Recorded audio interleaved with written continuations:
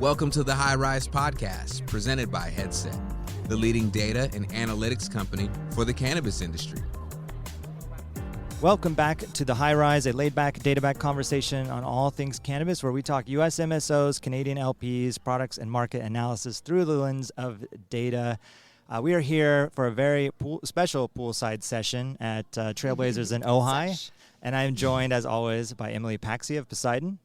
Hi, everyone. Welcome to the Poolside High Rise. And we have a very special guest here, Graham Farrar of Glasshouse Farms. Welcome, Graham. Thanks a lot. Good to be here, Sai and Emily. Great to hang out with you guys under the beautiful skies of Ojai. Yeah, we're not too far from your neighborhood. Tell us about Glasshouse and where you guys are based and what's going on. Yeah, sure. We really are right in our backyard. So I started Glasshouse Farms about 7 years ago now. Our first greenhouse was in Santa Barbara County, which is about 30 minutes north and towards the ocean from Ojai here, and we now have two greenhouses that are fully licensed and operational up in Santa Barbara. It's about 500,000 square feet. We've also got, I'm a Santa Barbara boy, so I have a little bit of pride in the fact that we opened the first ever 21 plus dispensary in the city of Santa Barbara called The Pharmacy. Just won 2 more licenses up there. We're about to put a dispensary in Isla Vista, which is the college town. It's sure. One of one, and the only dispensary you can get to from IV without a car. And then another dispensary up in San Ynez, which is the wine country back there. And then we just recently, about 3 weeks ago, closed on our acquisition of a new farm down in Camarillo, which is Ventura County. Which is the second largest greenhouse in the United States. It feels kind of funny to say that, but it's 125 acres, 5.5 million square feet. We're under construction right now to retrofit 1.5 million square feet of it, which will be our first stage, and putting licenses on it right now. We just got zoning clearance from the county, and hopefully Q1 of this year we'll be planting plants in 1.5 million square feet, a new greenhouse. Is this the greenhouse? I feel like I've seen on social media, you guys have posted some drone videos. Yeah. That's the one? Yeah, it is an absolute unicorn. It is. I'm a greenhouse geek, right? You can hear it in my voice. I get excited. It has every tool as a greenhouse grower you can imagine. As we're sitting here today at 72 and sunny on a middle of October day, like this is the climate that we start with, and then we get an amazing set of tools: positive pressure, Kubo, ultra climate greenhouses, massive amounts of light, on-site cogen. We've got 20 acres of fully lit greenhouse. It's like the 800,000 square foot indoor is basically what that is, and so to be able to step into something like that is just I guess it's a dream come true for a greenhouse geek like myself. To do what you love, right?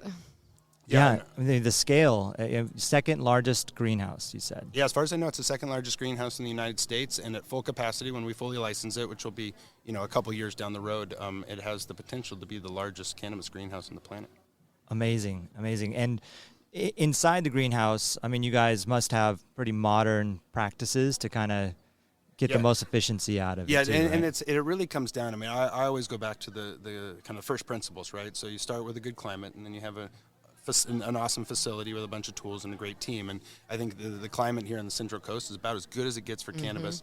I would say this is the nicest greenhouse that I've ever seen. The things that you have as tools in there, you perfectly set the temperature, the humidity, the CO2 levels, the blackout to control the photo period.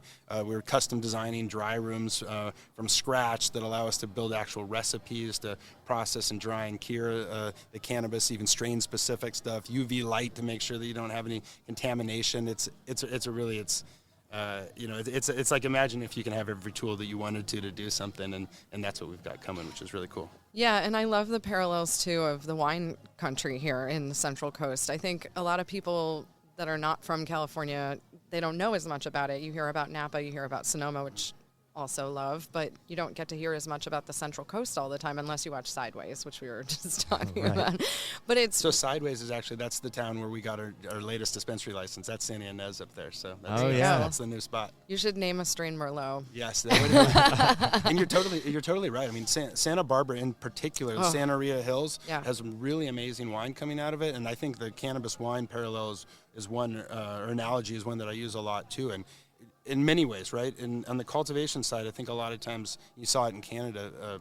Growers, they thought, I can grow any plant. And you may be right, sure. But cannabis is not a vegetable. When you've grown it, you're only halfway done. It's a lot more like making wine. And there's plenty of great berry farmers who I'm sure could grow grapes. That doesn't make them good winemakers. Yep. And so one of the things that we've worked hard to do is bring the cannabis passion and the love for the plant together with good large scale, highly efficient, high quality, consistent agricultural practices, and not lose either one of those worlds. That's spot on. And you guys primarily flower right now as far as production? So we intend to be everything.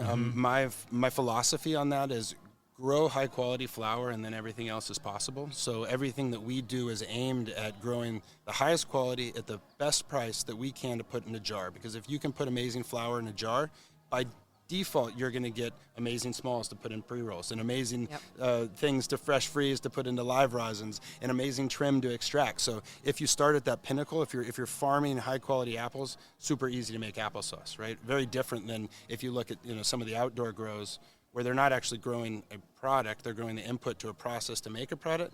That's like it's a lot easier to make applesauce out of apples than it is to make apples out of applesauce. That's right.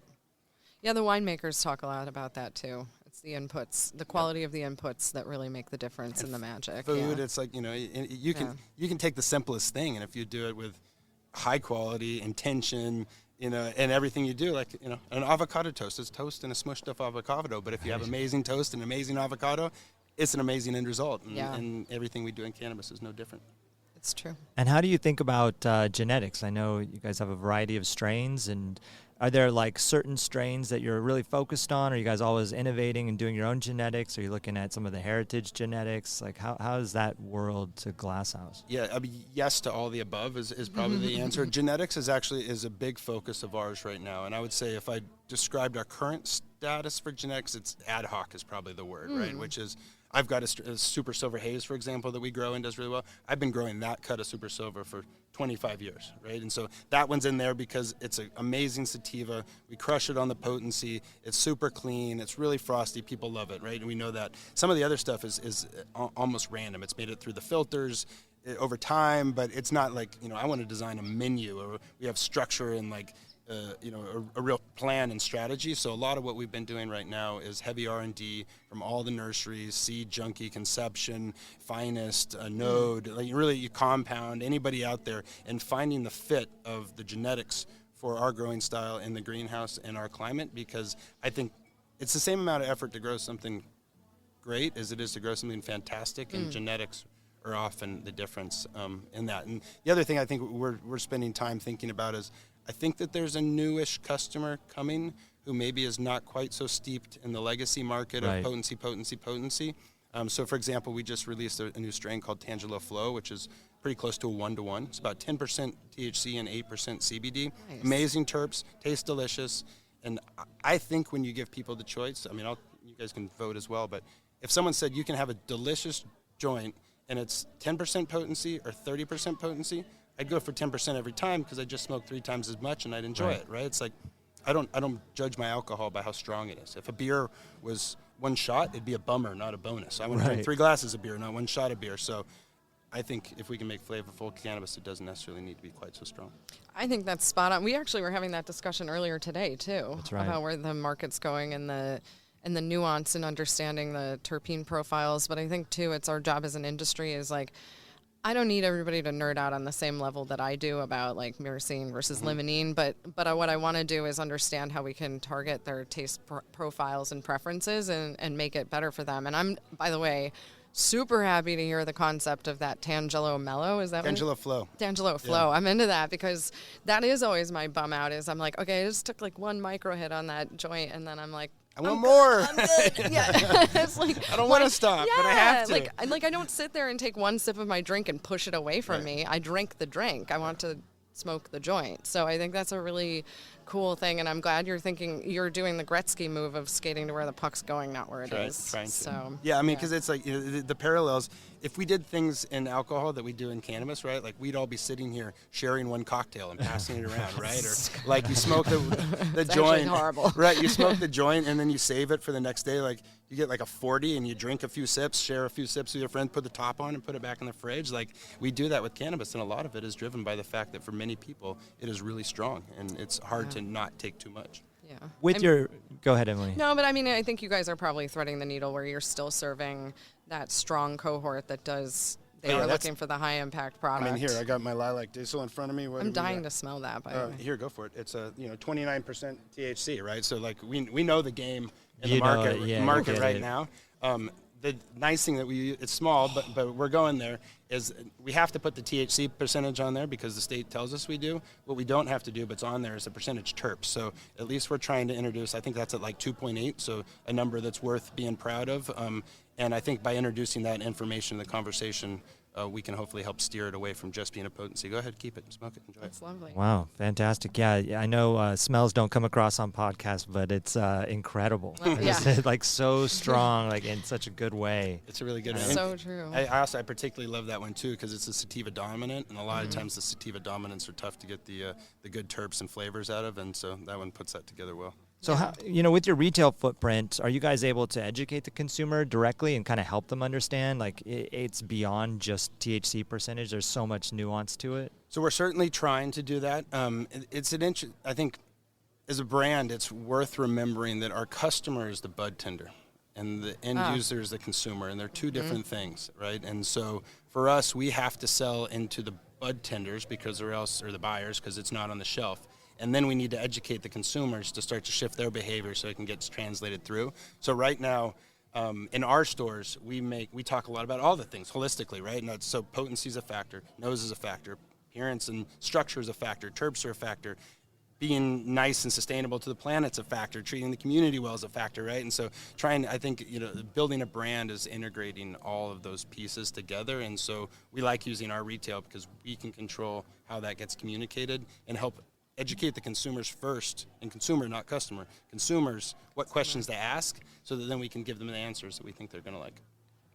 Makes a lot of sense. And I remember in previous conversations, I actually use this term all the time that I got from you, concept of a super state operator instead of a single state, given you're here in California. Yeah, SSO, right? It's MSOs and SSOs, and I love the concept of super state operator. So is the plan to really win here? I mean, with that kind of investment in that grow, the greenhouse there, I mean, it must be like California and then world domination shortly after that. Yeah, we are long-term believers in cannabis. I do not think this is a fad. I don't think people are going to get over it. I think that every day we have the most cannabis consumers we've ever had in history, and I think cannabis makes the world a better place, and that the future's here. It's just not evenly distributed yet, and it is going to spread out.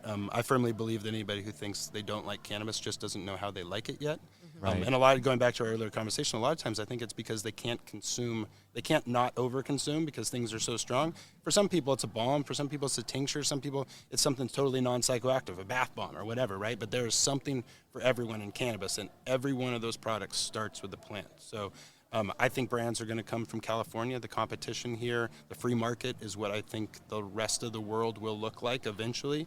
And so competition is really important because it tells you when you're right, and more importantly, it tells you when you're wrong. And so finding product market fit is what we're all about, and you can't do that in a vacuum, or i.e. a monopoly, right? It's in many states. It's awesome right now, right? It's a pseudo monopoly or whatever the right word is. But when you say we're number one, that just means you're better than three other people. Right. And that's not really telling you how good you are. So that's why we like California. We think this is the natural selection and the proving ground that's going to generate brands, because frankly, the brands that win here are competing with many other brands, and so they're going to, by definition, be the best.